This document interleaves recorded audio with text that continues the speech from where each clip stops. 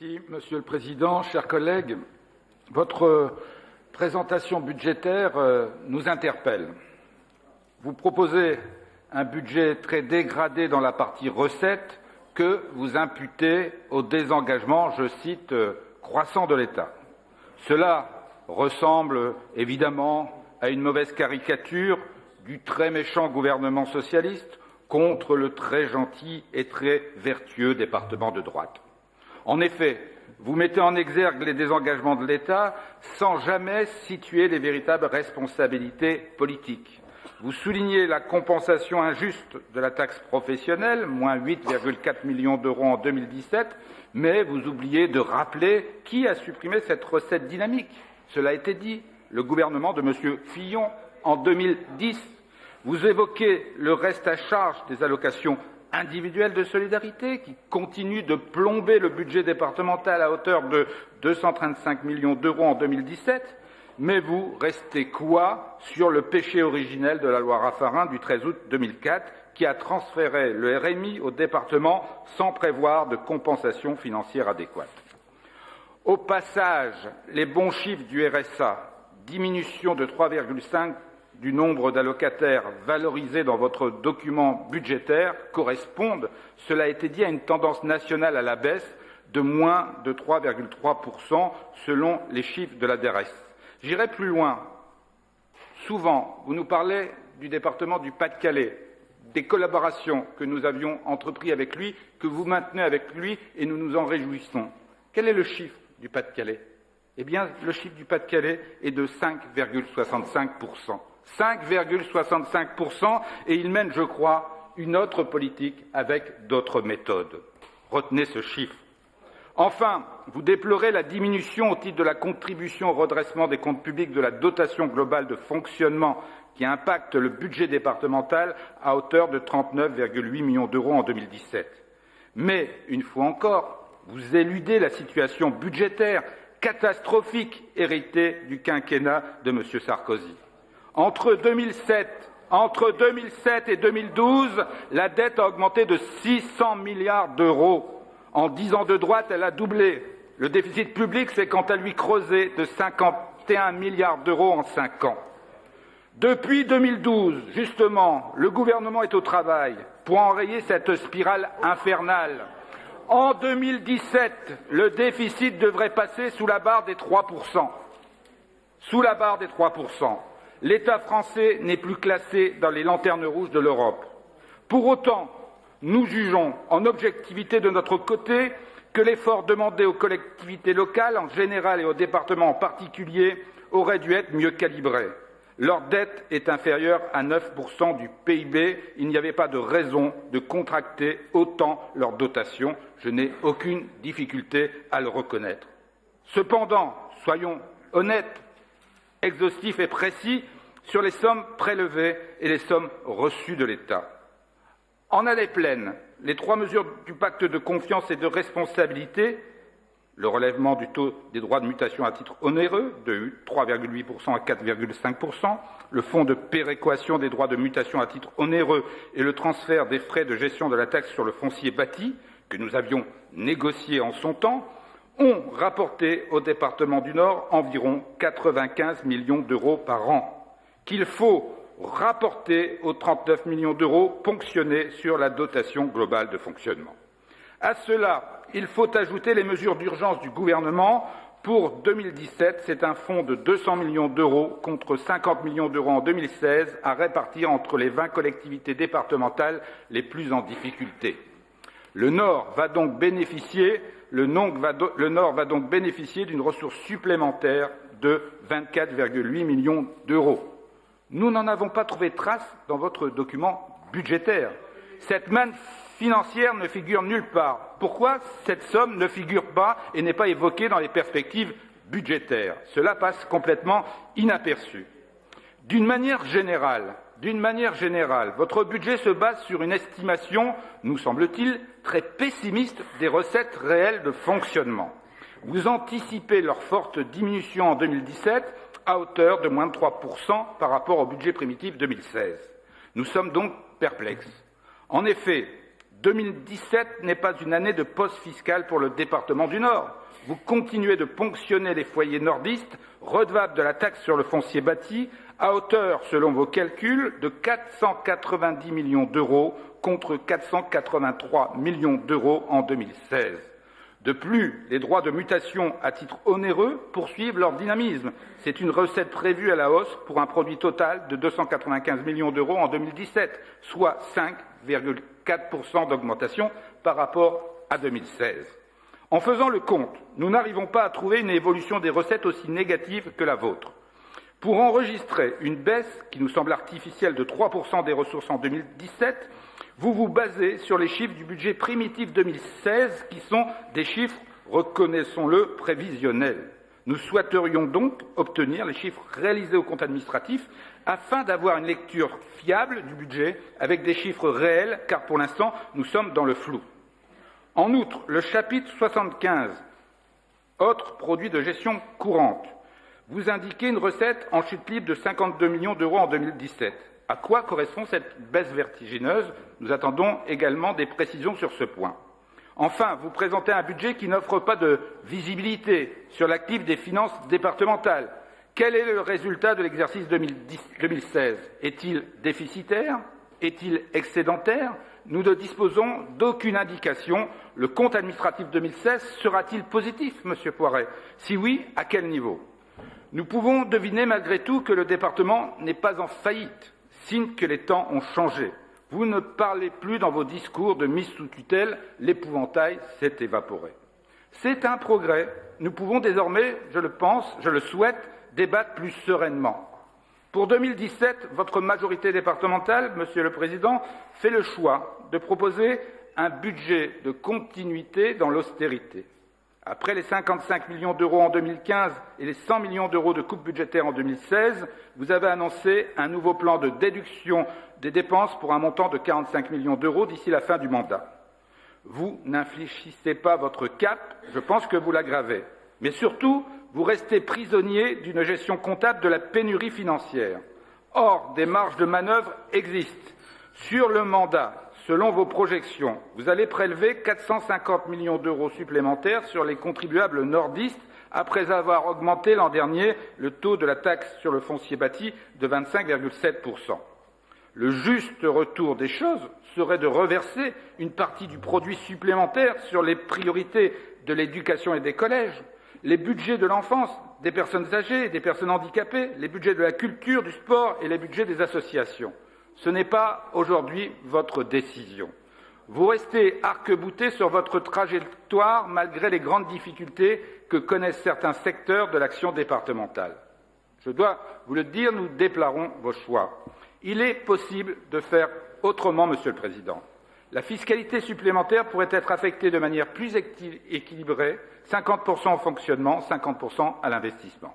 Cela vous permettrait, dans le domaine de la culture, de ne pas faire subir de désengagement aux associations afin d'éponger les frais de fonctionnement supplémentaires liés à l'ouverture du nouveau musée du Verre pour un montant de 300 000 euros en 2017.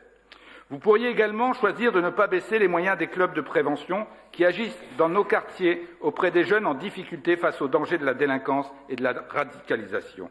Vous seriez également en capacité d'abonder et de préserver les budgets des associations qui œuvrent dans la lutte contre toutes les formes d'addiction. Vous auriez pu conserver un service public de qualité et de proximité pour la coordination gérontologique en renforçant les moyens de l'ensemble des clics départementaux qui accompagnent les personnes âgées en perte d'autonomie au lieu de diviser leur nombre par 2. En choisissant d'apurer à marche forcée les comptes du département, vous renoncez à défendre les politiques et les services publics qui bénéficient directement aux nordistes. En 2017, vous restez dans votre logique que nous avions dénoncée l'an dernier, Monsieur le Président, plus d'impôts pour moins de solidarité. Plus d'impôts pour moins de solidarité. Vous allez en effet maintenir la pression fiscale sur les habitants nordistes sans contrepartie en termes de politique et de services publics au nom d'une gestion budgétaire en apparence économe et vertueuse. Comme pour les Danaïdes, vous vous condamnez à remplir un tonneau troué par le déficit structurel des allocations de solidarité. Je crois que vous vous trompez de stratégie. Votre gestion budgétaire ne mène qu'à l'affaiblissement de notre département. Vous maintenez nos compétences volontaristes vous malmenez nos compétences volontaristes qui faisaient la plus-value politique de notre collectivité. Vous vous repliez sur les compétences obligatoires, elles-mêmes au régime sec. En outre, vous contractez les moyens de l'administration interne. Le fonctionnement des services départementaux subit des économies drastiques qui risquent de mener à la paralysie. Vous indiquez une diminution de 34 millions des charges à caractère général. C'est une baisse massive. Il ne s'agit pas d'une maîtrise des dépenses, mais d'une véritable saignée dans le fonctionnement de notre collectivité. Quels sont les postes concernés? Nous sommes curieux. Votre document est elliptique, il ne comporte pas d'indication. Nous souhaitons en savoir davantage et obtenir le détail du chapitre 011. Quels sont les secteurs touchés par ce coup de rabot de 34 millions d'euros? Nous attendons davantage de précisions. S'agit-il d'une externalisation de certaines missions qui seraient désormais privatisées, comme c'est le cas pour l'entretien des collèges? Sur le plan des ressources humaines, vous prévoyez pour 2017 de continuer de réduire la masse salariale de 0,48%.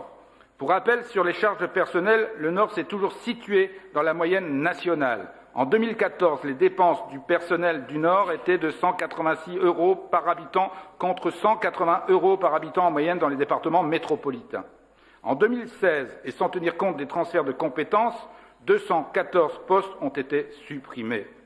Ce sont des moyens en moins pour l'ingénierie et le développement de projets. Cela signifie qu'à terme, le département ne sera plus capable de maintenir le niveau de ses services et de ses politiques publiques. Les conséquences se font sentir notamment sur l'investissement. Vous ne semblez plus en mesure de lancer de grands travaux d'investissement départementaux structurants nouveaux, hormis les coups partis que vous citez de l'ancienne majorité, comme le canal Seine-Nord, le contournement nord de Valenciennes ou celui du Cateau-Cambrésis, celui de Maubeuge, les infrastructures numériques. Votre stratégie privilégie aujourd'hui le saupoudrage des aides en direction des communes au détriment des appels à projets qui concernent le rayonnement départemental, voire national. Nous voyons les subventions d'équipement au tiers progresser, certes. Cependant, les dépenses d'équipement de la collectivité réalisées en propre sont prévues à la baisse. Elles chutent de 179 millions d'euros en 2016 à 154 millions d'euros en 2017. Vous prévoyez aussi une baisse de l'investissement sur les infrastructures de l'ordre de 5 millions d'euros. L'enseignement perd 3 millions d'euros, la culture environ 1,5 million d'euros. Au total, vous prévoyez un montant d'investissement de 270 millions d'euros en 2017. Pour avoir une idée plus précise sur l'effort d'investissement du département en 2016 et 2017, nous souhaiterions connaître le niveau de réalisation au compte administratif prévisionnel. Notre intuition est que le contrat ne sera pas rempli. J'en viens enfin à ma conclusion. Votre budget 2017 s'apparente à un budget incertain, tant la perspective financière semble hasardeuse. En effet, votre budget 2017 n'intègre aucun scénario sur une évolution future des finances départementales. Vous faites comme si le budget départemental était déconnecté de l'environnement national, de l'enjeu des élections présidentielles de 2017. C'est une position très candide, d'autant que certains candidats ont déjà, cela a été dit, publié leur programme. Celui de M. Fillon, que vous avez peut-être lu, est assez précis sur l'évolution de la dépense publique et des ressources des collectivités locales. Vous auriez pu évaluer le coût des mesures pour le département du Nord. À ce stade, soit la majorité UPN, les Républicains, ne croit pas possible la victoire de François Fillon, soit vous considérez qu'il ne tiendra pas ses promesses. De notre côté, nous avons fait l'exercice de traduire ces promesses en conséquence pour le budget départemental 2017. Si M. Fillon est élu, c'est écrit noir sur blanc dans son projet. Il prévoit de réaliser 100 milliards d'euros d'économies sur la dépense publique, dont 20 milliards d'euros en direction des collectivités territoriales qui se décomposent comme suit. 15 milliards d'euros dans les dépenses avec une division de la dotation globale de fonctionnement par 3 à 5 milliards d'euros sur les dépenses de personnel. À cela, il faut ajouter la suppression de 500 000 fonctionnaires sur le quinquennat, le passage à 39 heures dans la fonction publique et l'augmentation des déficits publics, 4,7% en 2017, 4,5% en 2018, 3,5% en 2019. M. Fillon revient à ses vieux démons. Rappelons-nous, il a été le Premier ministre de M. Sarkozy durant toute la durée de ce quinquennat. Quinquennat qui a fait bondir la dette de notre pays de 600 milliards. Concrètement, pour le département, si M. Fillon venait à mettre en œuvre ses propositions, la dotation globale de fonctionnement passerait pour le département du Nord en 2017 de 525 millions d'euros à 175 millions d'euros en 2022, soit une baisse de 350 millions d'euros sur 5 ans.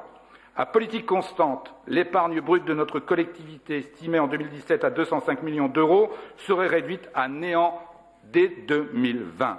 Si M. Fillon est élu en mai 2017, tout votre plan s'écroule. Vos estimations financières ne fonctionnent plus, votre budget est caduc. J'ajoute que le département peut mettre la clé sous la porte. Autant dire, Monsieur le Président, que la victoire de M. Fillon sonnerait le glas de votre promesse fiscale pour 2018.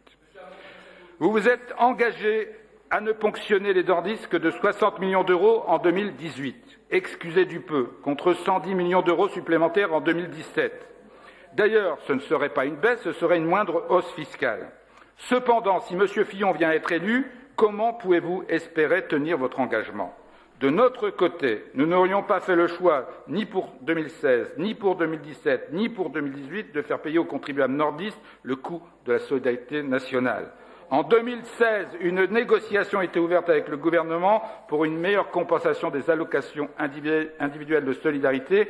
Allocations individuelles de solidarité, nous le savons tous, qui plombent les budgets départementaux. C'était et c'est la seule issue. Votre groupe politique a fait le choix de fermer la porte, contexte électoral oblige, dont acte, nous le déplorons. Pour 2017, Monsieur le Président, vous estimez n'avoir comme seul et unique choix que de reconduire le même budget qu'en 2016. Vous exigez des nordistes les mêmes efforts fiscaux en entretenant la promesse illusoire d'une moindre augmentation en 2018. Vous imposez la même cure d'austérité aux associations, vous sabrez dans le fonctionnement interne de l'administration, vous reconduisez les mêmes coupes budgétaires qu'en 2015 et 2016. Ce sont vos orientations, nous les respectons, mais nous y sommes résolument opposés, c'est pourquoi nous voterons contre votre budget.